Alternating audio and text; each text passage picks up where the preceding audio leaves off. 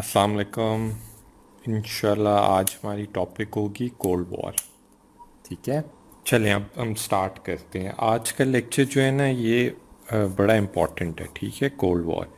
Cold war क्यों important है? क्योंकि यूएसए की फॉरेन पॉलिसी कोल्ड वॉर की वजह से चेंज हुई थी। ठीक है, अच्छा, अब याद है हम लोगों ने सिविल वॉर डिस्कस की थी यूएसए की। चलें गाइस, लेट्स स्टार्ट। ठीक है, सिविल वॉर हमने डिस्कस की थी, उसमें हम हमेशा सोशल पर्सपेक्टिव लिया था। ठीक है, पॉलिटिकल पर्सपेक्टिव लिया था और इकोनॉमिकल पर्सपेक्टिव लिया था। ठीक है, इकोनॉमिकल पर्सपेक्टिव क्या था? इंडस्ट्री थी नॉर्थ में, साउथ में एग्रीकल्चर था, राइट। पॉलिटिकल में एक तरफ फेडरलिस्ट थे जो स्ट्रॉन्ग सेंट्रल चाहते थे, एक तरफ एंटी फेडरलिस्ट थे। ठीक है, सोशल में क्या था? एक तरफ स्लेवरी थी, एक तरफ एंटी स्लेवरी थी। अब एग्जैक्टली कोल्ड वॉर में हम एक ब्रॉडर पर्सपेक्टिव में इसी तरह की चीज़ें ही डिस्कस करेंगे। बस फ़र्क ये होगा कि एक तरफ यूएसए होगा और दूसरी तरफ यूएसएसआर होगा। ठीक है, अच्छा, पहले ना मैं आप लोगों को हेडिंग्स लिखवाता हूँ। ठीक है, हम पूरी हेडिंग्स लिखते हैं कि क्या क्या बातें होंगी कोल्ड वॉर में। फिर हमको एक ही फ्लो में हम डिस्कस करेंगे एज अ स्टोरी कि क्या से क्या हुआ, किधर किधर क्या क्या हुआ। ठीक है, स्टार्ट करें। चलो, पहला पॉइंट हम लिखेंगे इकोनॉमिक कॉजेस। ठीक है, दूसरा पॉइंट हम लिखेंगे पॉलिटिकल रीज़न।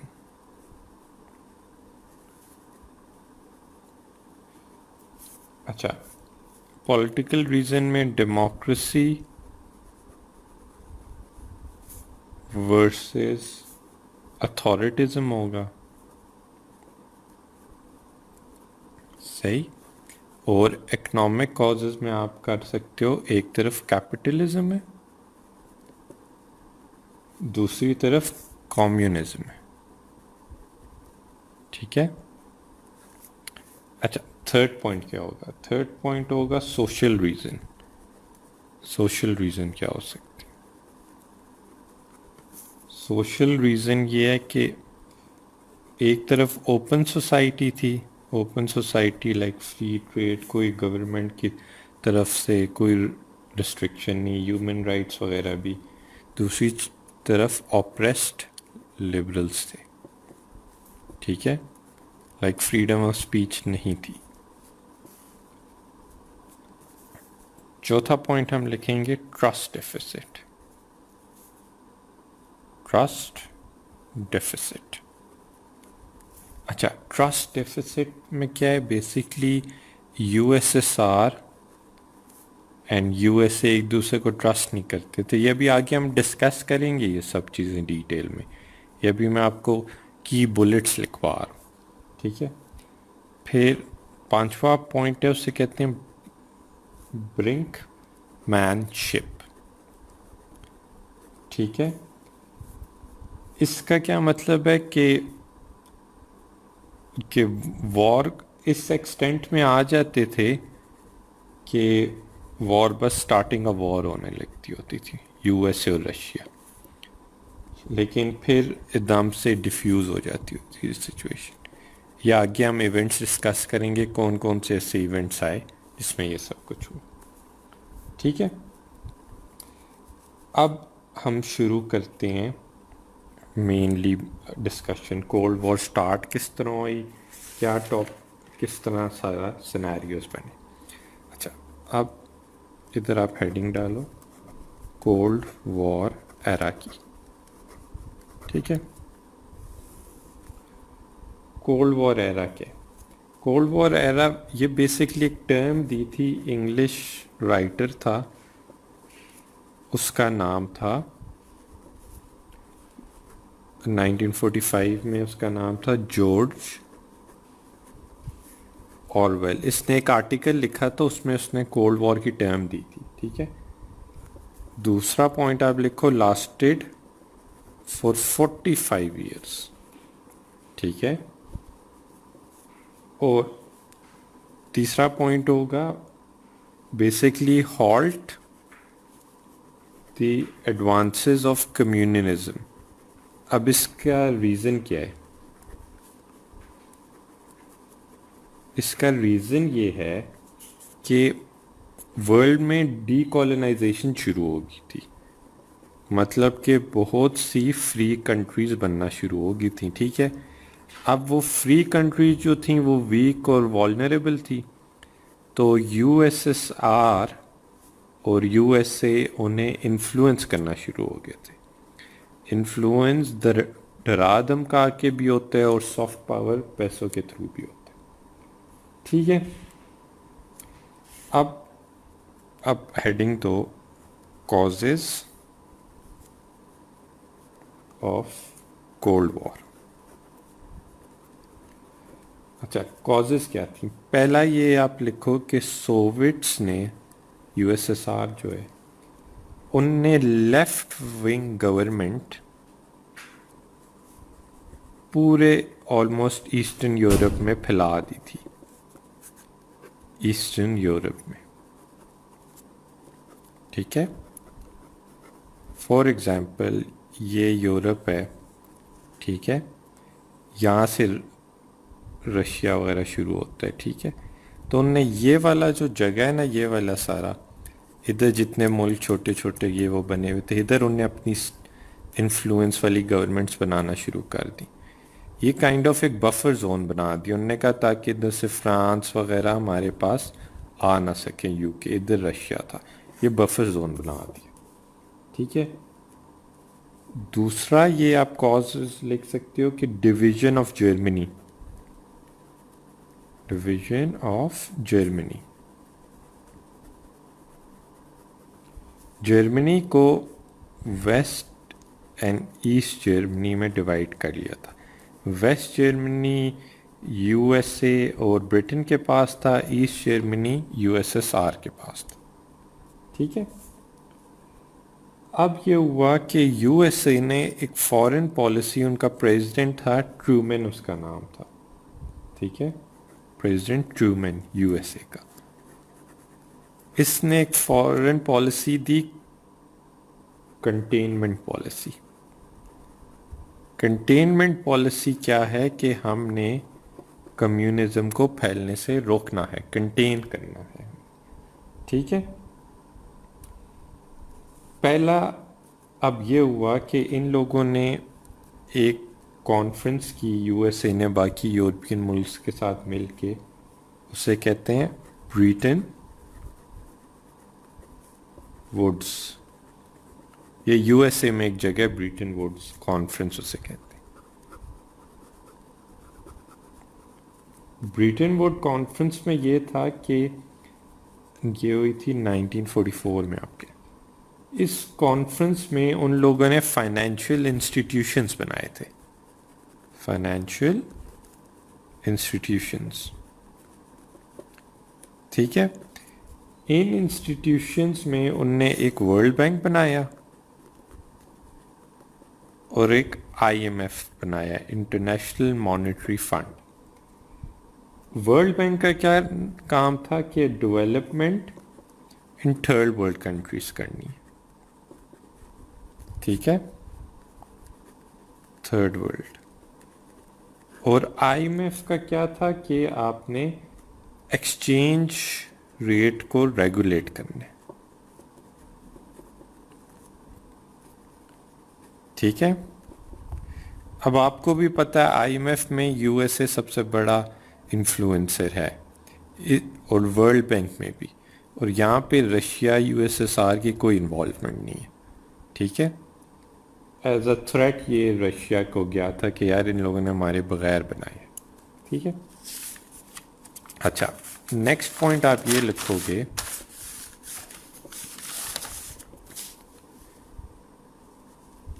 बिग थ्री जो थे ना, बिग थ्री, जिसमें चर्चिल था ब्रिटेन का, रूजवेल्ट, लाइक ये ट्रूमन से पहले रूजवेल्ट था, ठीक है, रूजवेल्ट और स्टालिन रशिया का, इन लोगों ने यूएन बनाया, ठीक है, यूनाइटेड नेशंस। इसमें इन लोगों ने एक चार्टर बनाया जिसमें यूएसए, ब्रिटेन, फ्रांस, चाइना और यूएसएसआर को परमानेंट सीट्स मिली और वीटो की पावर मिली। यह भी मैं आपको रीज़न बताऊंगा ये वीटो की पावर का यूएसएसआर का किधर रोल आएगा जब हम ये कोरियन वॉर डिस्कस करेंगे, ठीक है। ये आप एक चीज़ याद रखना। अच्छा, पहला क्या काम था? पहला ये हुआ कि यूएसए वालों ने, हाँ जी, यूएसए वालों ने कहा कि जी हम जापान को रीबिल्ड करेंगे, जापान को रीबिल्ड करेंगे, ठीक है। अब इसमें क्या था कि यूएसए ने कहा कि जापान जो है कभी अपने आप को रीआर्म नहीं करेगा, और हम जो हैं जापान को मिलिट्री असिस्टेंस देंगे और प्रोटेक्शन देंगे, ठीक है, असिस्टेंस देंगे। इधर उसने एक चीज़ याद रखना, जब वर्ल्ड वॉर टू थी ना तो यूएसए एंड यूएसएसआर ने मिल के जापान को हराया था, लेकिन इधर यूएसए आगे आ गया, ठीक है। उसने कहा जापान के साथ डील मार ली कि आप रियाम भी नहीं करोगे, हम आपको मिलिट्री असिस्टेंस देंगे। अगली चीज़ आ गई जर्मनी की रीबिल्डिंग, जर्मनी की रीबिल्डिंग आ गई, ठीक है। जर्मनी की रीबिल्डिंग में ये था कि वेस्ट जर्मनी जो था वो यूएसए के अंडर आ गया, और ईस्ट जर्मनी जो था वो किसके अंडर आ गया? रशिया के। और इन लोगों ने लाइक बर्लिन जो है ना, सिटी बर्लिन, उसको भी इनने यूं डिवाइड, बीच में दीवार लगा गया था। ये आगे हम डिस्कस करेंगे ये बर्लिन वॉर कब गिरी थी, ठीक है। यहाँ पे यूएसए था, यहाँ पे यूएसएसआर था, बीच में वॉल थी इनकी, ठीक है। इनने जर्मनी को डिवाइड किया हुआ था। अच्छा, अब ये हुआ, अब हम डिस्कस करते हैं जिधर थिंग्स जो है ना वर्स होना शुरू होगी। पहला उसमें हम डिस्कस करेंगे कंटेनमेंट,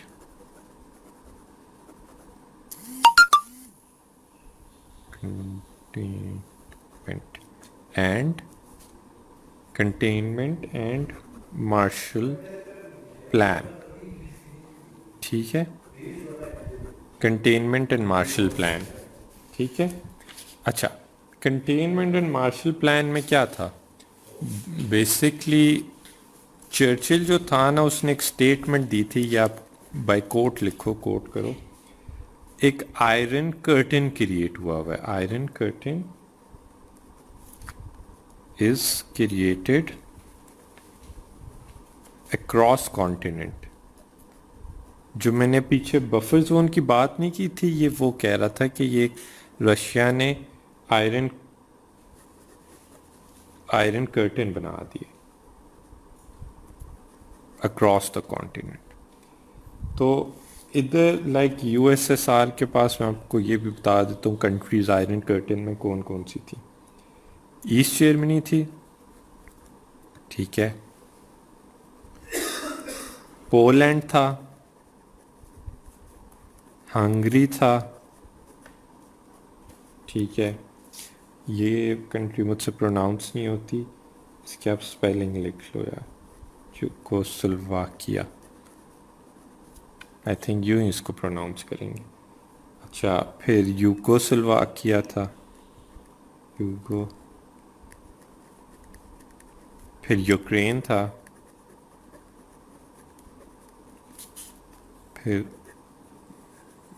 बेलारूस था, ठीक है, फिर रोमानिया था, और भी एक दो कंट्रीज़ और थी, वो मैं अभी भूल गया, ठीक है। इस तरह का इन लोगों ने एक आयरन कर्टन बनाया हुआ था। अब जो है ना, ट्रूमैन का जो एक सेक्रेटरी था, उसने, उसका नाम था सेक्रेटरी ऑफ स्टेट, जो था ट्रूमैन का सेक्रेटरी ऑफ स्टेट। एक चीज़ आप लोग याद रखना, आप लोग इधर कंफ्यूज ना होना, ये जो मैंने रोजवेल्ट की बात की है यूएन में बनाने के लिए, रोजवेल्ट मर गया था, तो फिर ट्रूमैन ने उसकी जगह लेके यूएन का चार्टर कंप्लीट किया था, ठीक है। अच्छा, सेक्रेटरी ऑफ स्टेट था जिसका नाम था जॉर्ज मार्शल। इसने एक मार्शल प्लान दिया, मार्शल प्लान, ठीक है, मार्शल प्लान भी इसे कहते हैं, और इसे यूरोपियन रिकवरी प्लान भी कहते हैं। अच्छा, इनमें बेसिकली था क्या, इसमें यह था कि उनने कहा यार $10 बिलियन हम लगाएंगे यूरोप में, ठीक है, हम यूरोप को बिल्ड करेंगे, रीबिल्ड करेंगे, रीबिल्ड करेंगे, और इसमें एक कंडीशन है कि यूरोपियंस इक्वली पार्टिसिपेट करेंगे, ठीक है। और इसका इतना फ़ायदा हुआ यूएसए को कि यूरोप जो है वो, यूरोपियन नेशंस जो हैं वो सारे खड़े हो गए, और जिससे यूएसए को ट्रेड में बहुत फ़ायदा हुआ, ठीक है। अच्छा, अब ये मार्शल प्लान चला किस टाइम से किस टाइम तक था, 1948 से 1951 तक। इन लोगों ने यूरोप को पूरा रीबिल्ड किया, और इन लोगों ने ये किया कि around 17 western and south European countries को टारगेट किया, ठीक है। और उनने ये रीज़न ये दिया कि हम डेमोक्रेटिक इंस्टीट्यूशंस को स्ट्रेंथ करना चाहते हैं,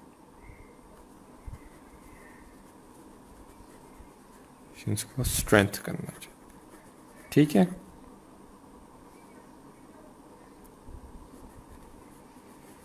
अच्छा, अब ये हो गया। मार्शल प्लान के बाद जो आता है, हम डिस्कस करेंगे कि, नहीं सॉरी, अभी इसी को हम थोड़ा सा और आगे एक्सप्लेन करेंगे। अब इसमें 17 कंट्रीज़ में कौन कौन सी थी, ये 17 कंट्रीज़ थी। इस प्लान में ना जो सोवियत कंट्रीज़ थी ना, इनमें से भी थोड़ी बहुत इस प्लान में आ गई, ठीक है। टोटल इसमें आप कह सकते हो ऑस्ट्रिया, बेल्जियम, ठीक है, Denmark, France, Iceland, Turkey, UK, Switzerland, Sweden, ये सारी आ गई। और यूएसए ने कहा भाई जो कम्युनिस्ट स्टेट्स हैं ना, हम उनको भी ह्यूमैनिटेरियन ग्राउंड्स में और एड की शक्ल में हम उन्हें भी ऑफ़र करते हैं, ठीक है, ऑफ़र एड करते हैं, जो किसी किसी ने एक्सेप्ट भी की। अब ये है कि ट्रूमैन ने एक फिर अपना डॉक्ट्रिन दिया, एक उसने फॉरेन पॉलिसी पहले आई, फिर उसने एक अपना डॉक्ट्रिन दिया। जब एड वगैरह होगी ना, जब उनके पास ये यूरोपियन कंट्रीज़ का इन्फ्लुएंस आ गया, उनने कहा भाई ट्रूमैन डॉक्ट्रिन ने कि यूएसए जो है ना वो सपोर्ट करेगा फॉरेन गवर्नमेंट्स को।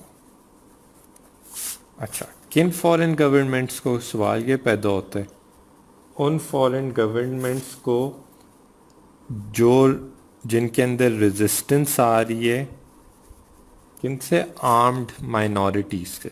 ये वर्ड बड़े ध्यान से उन्होंने यूज़ किया, आर्म्ड माइनॉरिटीज़ के साथ, ठीक है। और दूसरा उनने किया, और आउटसाइड प्रेशर। अब ये ट्रूमैन डॉक्ट्रिन का पर्पस क्या था कि यूएसएसआर जो था ना, उसने एक आर्मी बनाई हुई, एक रेवोल्यूशन ग्रुप बनाया जिनको कहते थे रिवॉल्व यू। ठीक है, इस नाम से था, ULU एंड में आता है। ये जो स्टेट्स उसके कंट्रोल में नहीं आ रही थी ना, उसमें ये रेवोल्यूशंस चला रहा होता था। तो यूएसए ने कहा जिधर जिधर ये रेवोल्यूशन चल रहे हैं हम उन स्टेट्स की सपोर्ट करेंगे। ठीक है। अच्छा, फिर यूएसए ने नेशनल सिक्योरिटी एक्ट पास किया, नेशनल सिक्योरिटी एक्ट 1947। अच्छा, ये जो नेशनल सिक्योरिटी एक्ट था ना, बेसिकली CIA इधर से बनी थी। ठीक है। और इस एक्ट में इन्होंने कहा कि जितनी भी मिलिट्री की ब्रांचेस हैं ना, उनको सिविलियंस हेड करेंगे। ठीक है। अब देख रहे हो डेमोक्रेसी का कितना, उन्होंने कहा है जी मिलिट्री ब्रांचेस सिविलियन हेड करेंगे और सेक्रेटरी डिफेंस भी जो होगा वो डिफेंस जो होगा वो सिविलियन ही होगा। ठीक है। अब बेसिकली जंग की सिचुएशन में मिलिट्री हमारे यहाँ इधर टेक ओवर कर लेती है, सिविलियन पावर अंडरमाइन हो जाती है। इधर इन्हें सिविलियन पावर रखी थी। अच्छा, अब हम जो बात करेंगे ये नेटो और वॉर्सॉ पैक्ट की। NATO and Warsaw Pact. अच्छा, नेटो जो थी ना, ये एक उन लोगों ने डिफेंस नहीं, ये नेटो जो है इन लोगों ने बनाया, स्टैंड करता है नॉर्थ अटलांटिक ट्रीटी ऑर्गेनाइजेशन। ठीक है। इसमें था ब्रिटेन था, फ्रांस था, इटली था, कनाडा था, नीदरलैंड था, डेनमार्क, नॉर्वे, आइसलैंड। ये सारी आप कंट्रीज लिख लो। ठीक है। Denmark, Norway, Iceland, Portugal, Netherland, बाद में ग्रीस ने भी ज्वाइन इन कर लिया था और टर्की ने भी कर लिया था। ठीक है। इसमें नेटो ने कहा कि हम जो है अगर इनमें से किसी एक कंट्री के ऊपर भी अटैक हुआ, मतलब कि सब में अटैक हुआ है। ठीक है। इससे फॉरेन पॉलिसी में यूएसए का क्या आया, यूएसए ने नेटो के थ्रू शो किया कि वो कमिटेड हैं टूवर्ड्स वेस्टर्न यूरोप। ठीक है। उनने अपनी कमिटमेंट शो कर दी टूवर्ड्स वेस्टर्न यूरोप। अब नेटो का काउंटर क्या था, वो था वॉर्सॉ पैक्ट। वॉर्सॉ बेसिकली जगह का नाम है पोलैंड में। ठीक है। ये म्यूचुअल डिफेंस एग्रीमेंट था, सोवियट्स ने इसे हेड किया था, यूएसएसआर ने। और इसमें जो था, इसमें आप कह सकते हो अल्बानिया था, बुल्गारिया था। ठीक है। ईस्ट जर्मनी था, ईस्ट जर्मनी, फिर आप पोलैंड कह सकते हो, और रोमानिया, पोलैंड एंड रोमानिया। ये वॉर्सॉ पैक्ट ख़त्म हो गया, नेटो अभी तक आपके पास है।